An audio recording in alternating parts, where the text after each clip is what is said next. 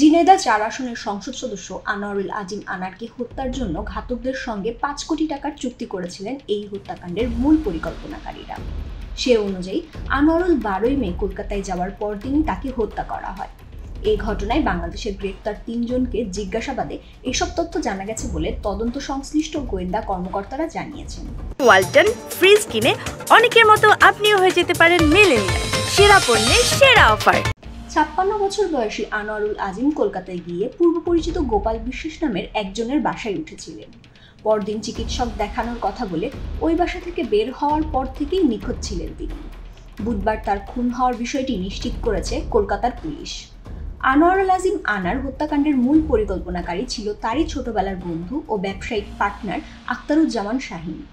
এই হত্যার পরিকল্পনা করে তা বাস্তবায়নের দায়িত্ব দেওয়া হয়েছিল তার আরেক বন্ধু ও চরমপন্থী নেতা আমানুল্লাহ আমানকে। কলকাতায় বসে সে হত্যার চূড়ান্ত ছক এঁকে বাংলাদেশে চলে আসেন শাহীন। ফাহমিদা সৃষ্টি, মানবজমিন।